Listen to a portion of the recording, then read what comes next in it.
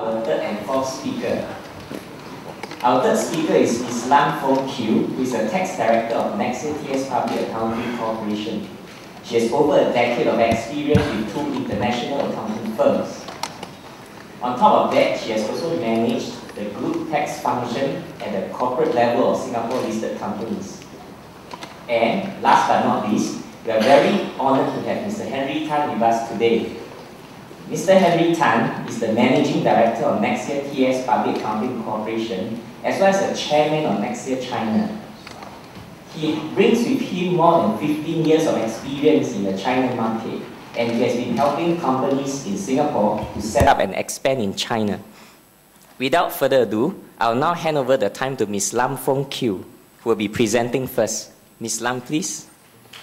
Okay, since the China tax reform in year 2008, the China tax authorities have introduced several significant tax circulars. These circulars, if fully implemented, would pose far-reaching compliance requirements and hurdles for foreign investors in China. So in this session, I will share with you some of the key updates in China tax regime and the key areas for further tax reform as outlined in the 12th five-year plan. In many of the double tax treaties entered into between China and the overseas jurisdictions, any preferential withholding tax rates are only available to the recipient who constitutes the beneficial owner of such income. It is defined in Circular 601 that beneficial owner is an individual, corporation, or other organization that has the ownership and control over the income or has the control or ownership over the assets or rights that generate such income. In addition, a beneficial owner shall engage in substantive business activities, which is further referred to as manufacturing, trading, and management activities. Agents and conduit companies shall not be regarded as beneficial owners.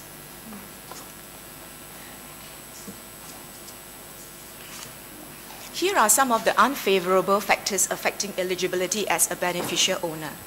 For example, if the treaty recipient passed on substantive income, for example, more than 60%, to third country within a short period, for example, 12 months, or the treaty recipient has limited assets, very small scale of operations, and few staff, or the treaty recipient is located in a jurisdiction with no or very low effective tax rate, then it is very likely that the treaty recipient will not be regarded as beneficial owner of the income.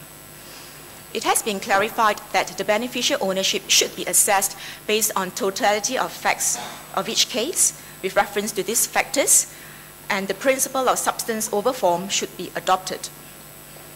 You may wish to note that the tax treaty benefits are not automatically granted, and certain approval application and record filing administrative procedures have to be complied with. It is therefore critical to assess the substance in the treaty resident and where insufficient to build more substance. As always, relevant and proper documentation is the key. Also, treaty residents should revisit their current financing and licensing arrangements with China in order to avoid blatant back-to-back structures. Some suggestions would be to increase size of rate spread, stagger payment dates, or increase equity, etc. It is not uncommon for multinational corporations to interpose a special purpose vehicle as an intermediate holding company for their investments in China. However, it is imperative to note the recent trend that the Chinese tax authorities are scrutinizing such SPV investment structures in the anti-tax avoidance combat. Circular 698 specifically addresses various tax issues for equity transfers by non-TREs. Among other things, the most eye-catchy issue is the indirect equity transfer undertaken by the non-TRE outside China. Circular 698 is made effective 1st January 2008 retrospectively and will not apply to the sale of listed shares in Chinese TRE over a public securities market. It would appear that the sale of listed shares via over-the-counter trade sales and private placements are covered by Circular 698. So what is indirect transfer under Circular 698? as you can see from this diagram, before the transfer, non-TREA holds SPVB, which in turn holds the Chinese investee company C. When non-TREA transfers its equity in SPVB to another non-TRED outside China, such transaction is described as indirect transfer. Circular 698 imposes certain reporting requirements on a non-TRE, which is an effective controlling party for an offshore indirect disposal, if the jurisdiction of the entity whose shares are transferred has an effective tax rate of less than 12.5% on equity transfer income, or such jurisdiction exempts its residents from tax on offshore equity transfer income. There has been considerable controversy as to what constitutes an effective controlling party for Circular 698 to be applicable. It has been clarified that Circular 698 reporting requirement applies to all non-TREs involved in an offshore indirect disposal. This means even 1% indirect ownership in the Chinese TRE would be subject to Circular 698. To reduce administrative burden for such investors with minority interests, it is possible to elect an investor to fulfill the reporting obligations on behalf of the other affected investors. A reportable transaction is required to be disclosed by the non-TRE to the Chinese Local Tax Bureau in charge of the Chinese investee company within 30 days of signing the share transfer agreement. There is also an extensive list of documentation to be submitted. In the event that there is an indirect transfer of 2 or more Chinese investee companies located in different provinces or cities, the non-TRE could choose to report the indirect transfer to any local tax bureaus in those provinces or cities. The chosen local tax bureau would liaise with the other local tax bureaus to assess the whole transaction and report to the SAT accordingly. If corporate income tax is payable, the non-TRE will have to pay the tax due to all relevant local tax bureaus. This reporting obligation is basically to help the Chinese tax authorities detect suspicious indirect transfer. Where the non-TRE fails to adequately demonstrate reasonable business purpose pertaining to this offshore disposal, the Chinese tax authorities could challenge this disposal and recharacterize the transaction by denying the existence of the offshore SPV. Once the SPV is disregarded, the transfer would be effectively a transfer of the underlying Chinese company's equity, and the transfer gain would be China-sourced and subject to Chinese withholding tax. Let's take a look at this Jiangdu case. The non-TRE investor, through its wholly owned Hong Kong Intermediate Holding Company, acquired 49% shares of a Chinese domestic company in year 2007. The only asset for the Hong Kong IHC is 49% investment in the JV, and he had no employee, no asset and liability, no other investment, and no other business. Clearly, the Hong Kong IHC was a SPV without substance. In January 2010, the non-TRE investor transferred the JV via disposing the shares in the wholly owned Hong Kong IHC. There was no indication that the non-TRE investor has come forward to report the transfer of Hong Kong IHC to the Jiangdu Tax Bureau as required by Circular 698. The Jiangdu Tax Bureau, after receiving the endorsement from the SAT, concluded that the transfer gain on the transaction was sourced in China and was liable to Chinese withholding tax. The amount of tax collected was 173 million renminbi. You may be wondering how Jiangdu Tax Bureau became aware of this indirect transfer. Well, there was a public announcement in the website of the US buyer mentioning about the completion of the acquisition of the JV in China, but there was no mention of the Hong Kong IHC being acquired in the transaction. This is regarded as strong evidence that the transaction in nature was conducted solely for the transfer of the equity in the JV and not the Hong Kong IHC. It is clear that even if the non-TRE investors do not report the indirect transfer, there are still many ways for the Chinese tax authorities to detect it. As such, foreign investors are highly recommended to review their current and contemplated investment structures in China for the robustness. They also need to assess whether there's any reporting and tax compliance obligations. They need to look at the potential tax exposures, take necessary actions to mitigate the risk, and get prepared for sound commercial reasons to substantiate the arrangements. I will now move on to briefly talk about the corporate restructuring rules covered under Circular 59.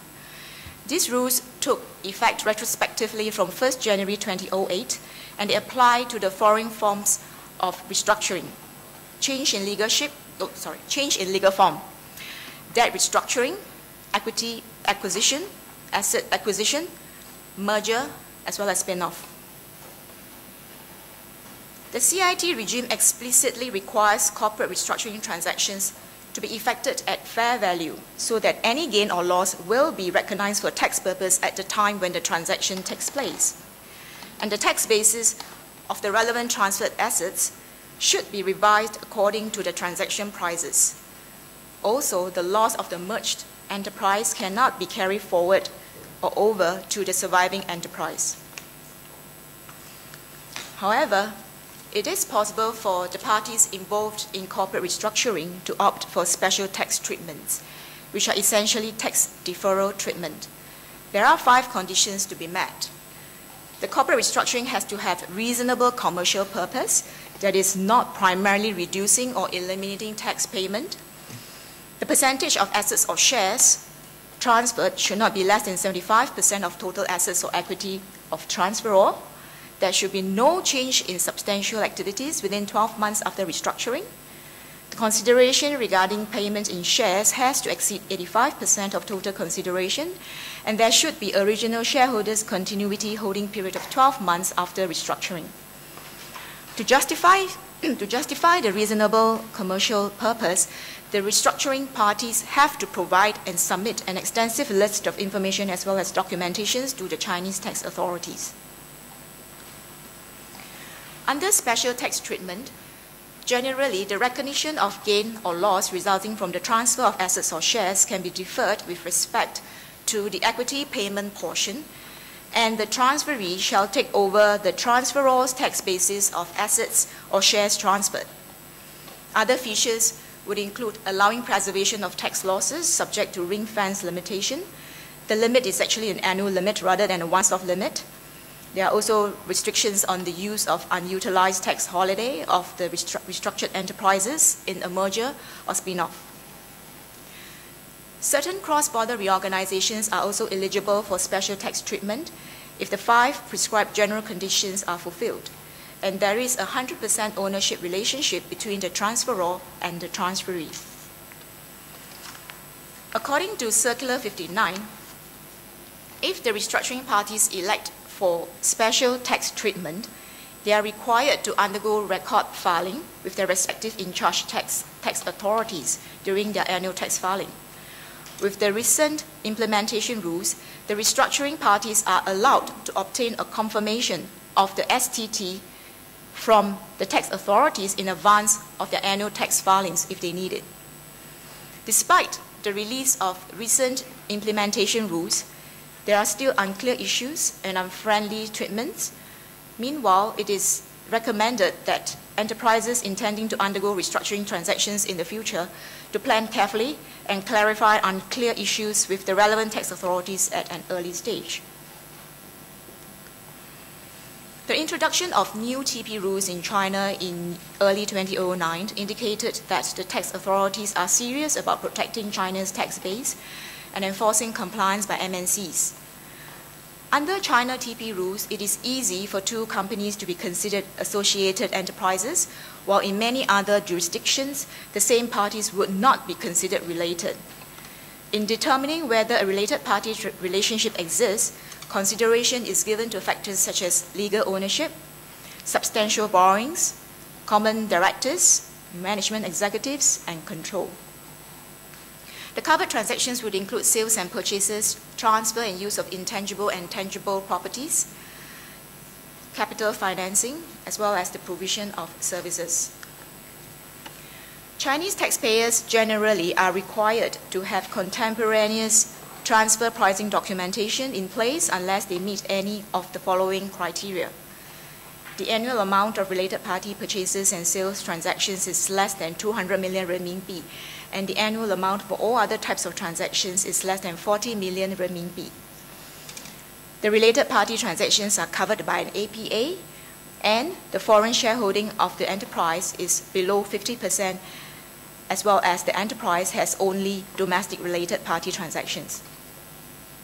TPD in general should cover the following 5 areas: the organizational structure, the description of business operations, description of related party transactions, comparability analysis, and selection and application of transfer pricing method. It is important to note that Chinese TP documentation must be prepared and maintained for each tax year, completed by 31st May of the following year, and kept for 10 years, provided within 20 days of the request, and in Chinese. Failure to maintain TPD will be subject to different levels of fines of up to 50,000 renminbi. While companies may have initially been unsure as to whether tax authorities would treat the documentation requirements seriously, the SAT issued Circular 323 in July 2010 requesting the local tax authorities to collect and review TPD for years 2008 and 2009.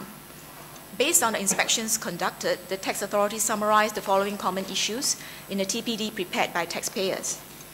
There is incomplete and inconsistent disclosure. Relevant information as well as RPT records was either not provided in full as part of the TPD or was inconsistent with the audit report. Important issues are avoided.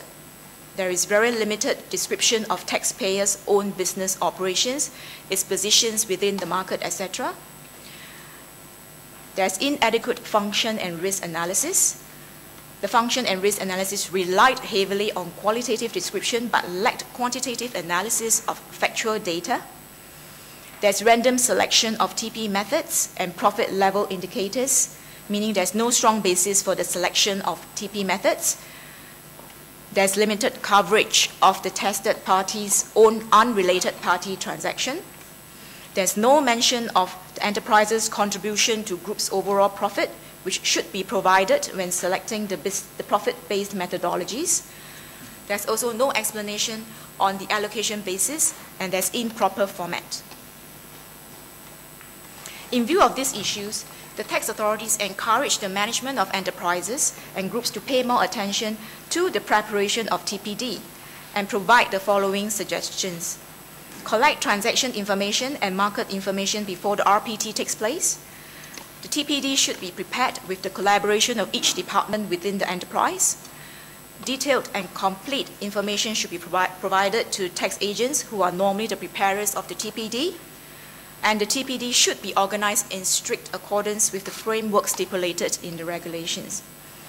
It is clear that TPD is not a post-transaction verification to provide defense against penalties. Instead, it should form the supporting records for pricing decisions.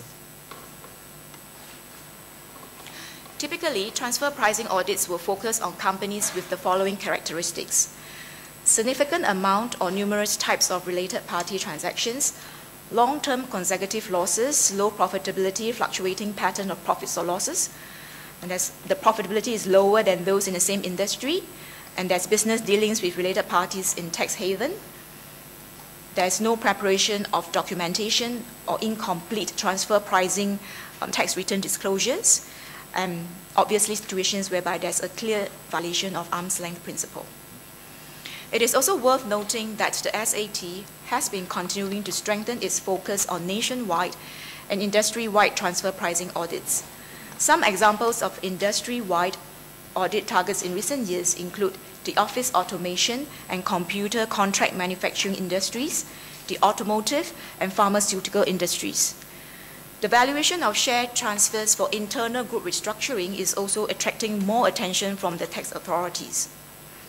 There are 2 reported cases in Dalian and Nanjing which involved direct equity transfers at cost of Chinese enterprises within the respective groups. These 2 cases spell out clearly that the Chinese tax authorities will no longer accept internal group restructuring transactions that took place at cost or book value for tax purpose. In view of this, for those companies which are contemplating corporate restructuring transactions, evidence and documentation for fair value should be produced.